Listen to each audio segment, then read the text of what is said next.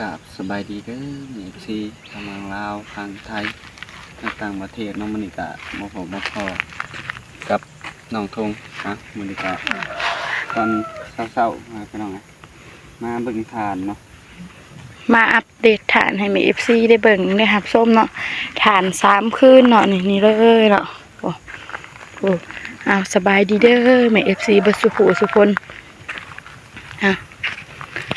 ตอนนี้ก็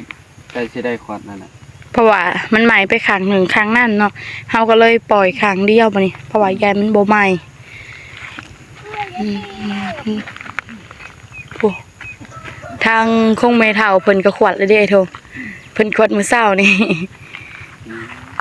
เพิ่นได้10 สอบไปบ่รวมๆเบิดเทิงตัวเก่าของเฮานี่บ่ฮู้ว่าสิได้เท่าไหร่แม่นทางซ้ายย่านแต่มันบ่ใหม่เนาะ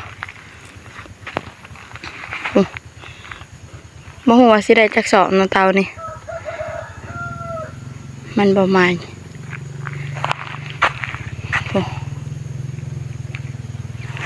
ก็สิประมาณนี้เนาะนี่เลยเนาะเจาะหูข้างที่มันบ่ใหม่เนาะข้างนั้นมันก็ใหม่เรียบร้อยมันหยุบลงแล้วนี่เลยเนาะฐาน3 คืนก็สิประมาณนี้แหละไอ้ทงไปยังหูทางหัวมันคือบ่ออกอยู่บนในลังกะซีนี่เลยเนาะ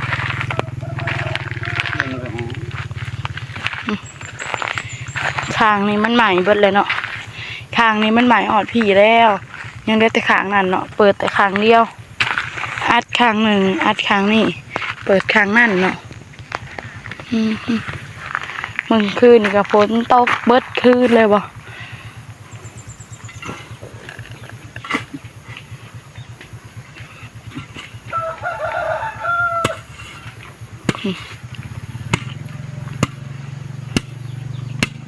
ป้ามันหยบลงขักแล้วหน่อยทง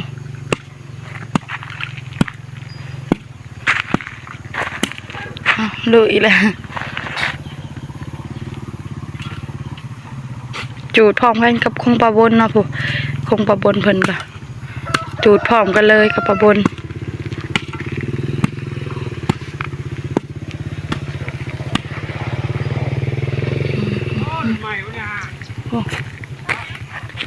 ไปไอ้ทงเพิ่นอย่างตบเนาะตบบ่ได้มันใหม่เนี่ยบ่ใหม่เนาะ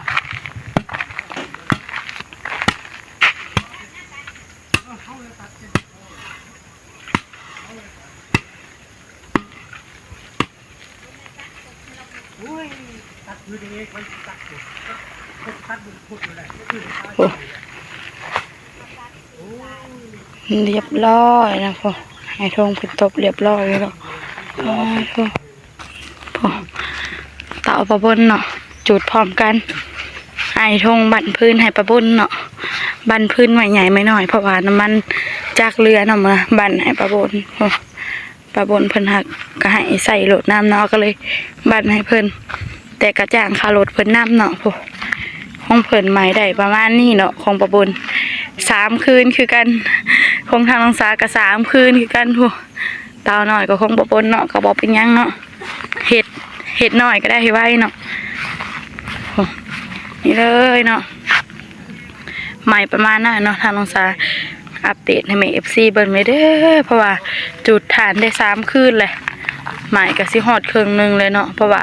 เฮาปล่อยแห้งในข้างนี้เพราะว่าใหม่มันใหม่ไปข้างเดียวเนาะเฮาปล่อยข้างนึงลงปลาบนเพิ่นก็ได้นี่เลยเนาะดาวห้องกับปลาใหญ่ปันใดเนาะกับปลาเป็นยังเห็ดไปนี่แหละเห็ดไปพอได้ซื้อหมักผิกแปงนัวเนาะซื้อน้ำมันใส่รถจักรเติมนิดยังอีหยาเนาะเห็ดไปดีกว่าเขาอยู่ซื่อๆเนาะป่ะคงปลาบนเพิ่นป่ะจุดมือเดียวกันเลยเพิ่นก็ได้ไม้ลายเถิบเลยเนาะบรรยากาศตอนเช้าๆฝนตกปดชื่นน้ำคืน หนาวเมื่อคืนนี่ฝนตกบรรยากาศคุมเตาถ่านเนาะอันนี้ก็สิเป็นไหนาเนาะอยู่บอนรักเสาภัยเนาะอันนี้ก็สิเป็นไหนาไอ้ทงเพิ่นจะเอารถออกไปใส่เด้เนาะนะเอาบัดนี้เข้ามาแก่พื้นอยู่ในมคเนาะให้ประบนพื้นมีแต่ไม้แข้งเนาะเต็มโหลดเลยพวกเท่าพวกเต็มโหลดเลยตอนนี้เรากำลังเอาพื้นไปส่งอยู่เตาถ่านเนาะทางประบนเพิ่นซื้อพื้นเนาะก็เลยไอ้ทงก็เลยมาแก่เพิ่นเนาะ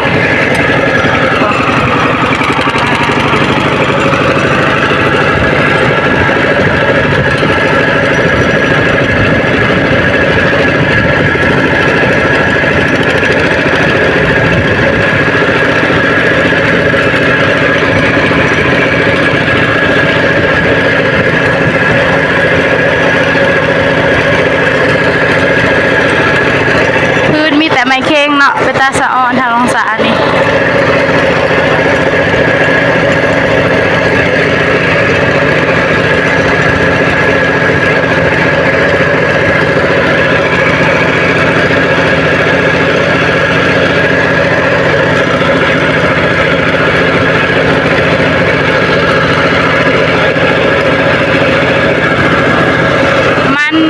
มันกระบอกไก่ปันไดนอกจากเตาถ่าน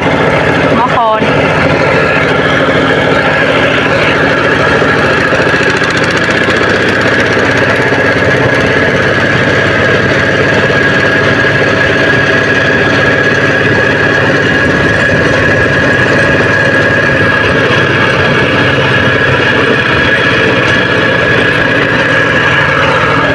เป็นวงเวียนบาทในกุ้งเลยลายขู่ลายซอยเนาะ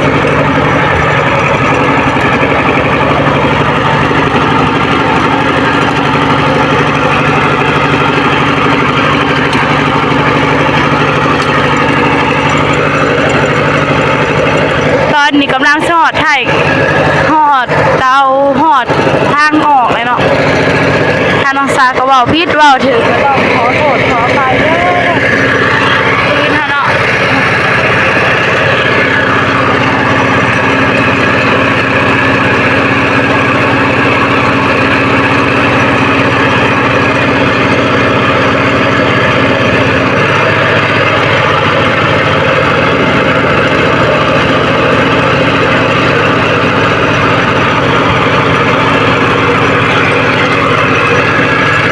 นี่เลยเนาะทางออกมันมีป้าย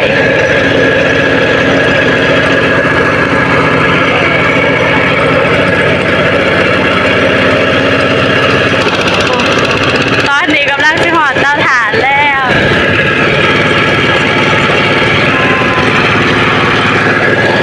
บรรยากาศครึ้มเนาะเบิ่งมื้อนี้ฝนคือสิตกอีกเนาะ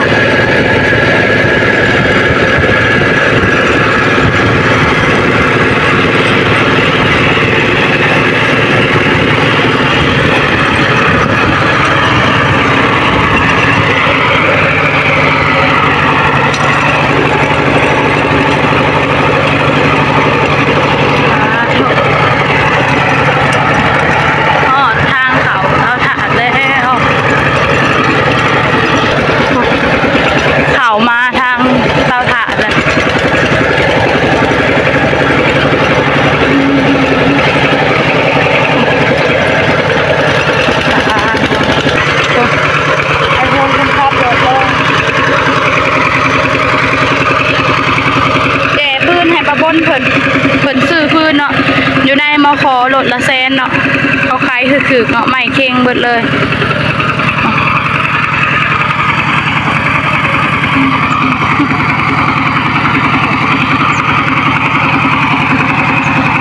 เอาพื้นลงเลยใหม่เข่งทางประบนเพิ่นก็ซื้อเนาะมีแต่ ไม้เข่งเนาะเต็มรถเลยไม้เข่งจนเบิดเนาะเพิ่นบักหลายต้นหนึง17ต้นบ่เพิ่นว่าบ่ไอ้ทงเพิ่นว่าแบบ17ต้นบ่เพิ่นบัก ก็บ่ฮู้คือ ไม้เข่งหลายเนาะมีแต่ไม้บักใหญ่ หลายอยู่ดอกแต่ว่าเพิ่นให้ซื้อ แม่นเพิ่นให้ซื้อเอารถละแสน ซื้อหลายแล้วก็เฮาคนอันใบไม้มันออกแหละเพิ่นสิอันนั้นเพิ่นสิลดราคาให้ 70,000 อืม แต่ว่าเฮาต้องได้ผลใบไม้ได้ แม่นปะบันของบ่บนเนาะนี่ปะไอ้ทงคนลงเลย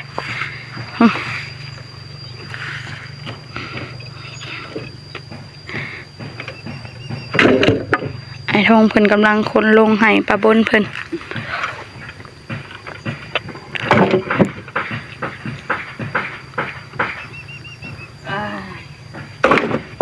แก่ของประบุญแล้วก็แก่ของเฮาต่อนี่ก็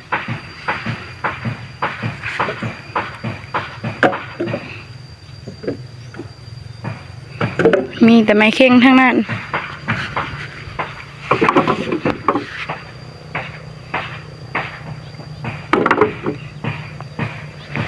มาหูนะว่าปะบนเพิ่นซื้อจากรถหน่อยโทง ฮะ มาหูนะว่าทางปะบนเพิ่นซื้อจากรถคือว่า ก็บ่ฮู้คือกันแต่เฮาก็แก่ไว้ให้เรานี่แหละ แม่นเฮามีแต่นับรถเนาะ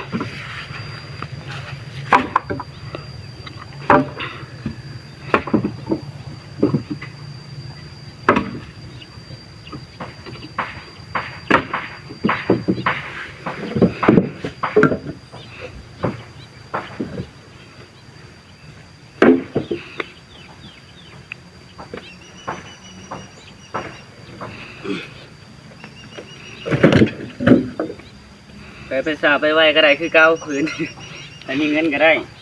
ใครบ่มีเงินซื้อกันแล้ว แม่นพื้นร้ายแท้ร้ายหวานเนาะพื้นบ้านให้เรียบร้อยถ้ามีแต่เก็บขึ้นรถเนาะโอ้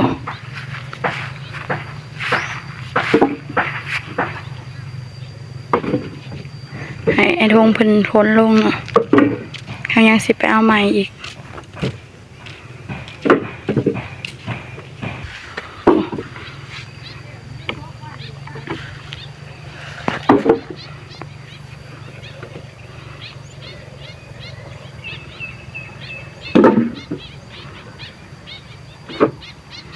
ไม่น้อยไม่ใหญ่ปนกันหน่อยทง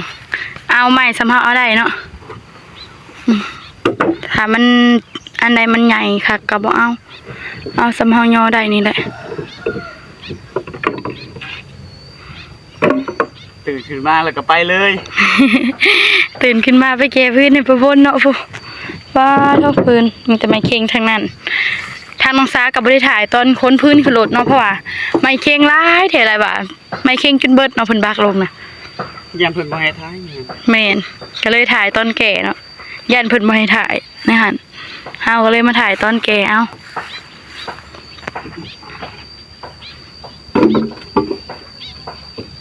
ราคาดีเด้เพิ่นว่าเฮาคนอันใบไม้ให้เขาพร้อม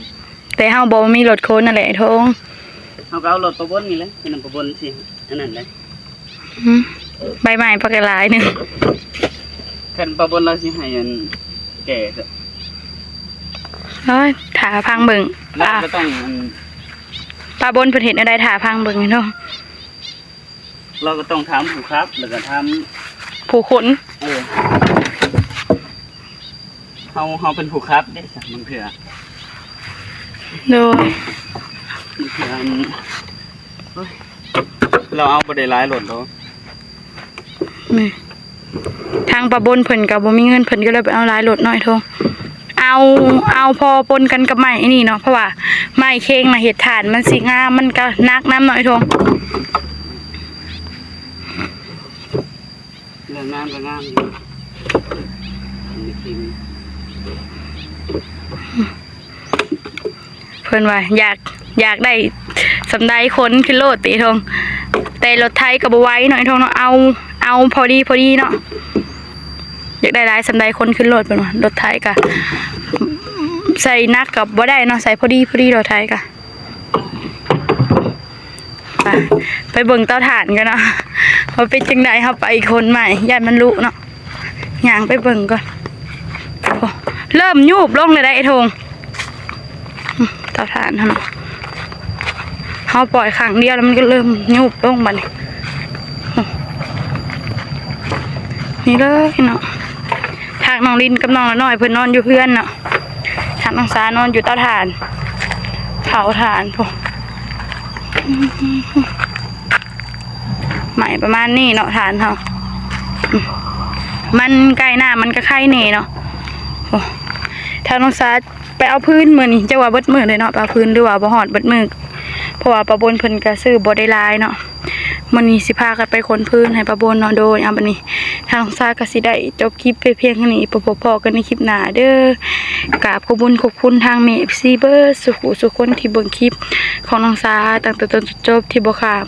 โฆษณาทางน้องสาว่าพิบัติประกาศได้ก็ต้องขอโทษขออภัยทางเม FC เบิร์สุคน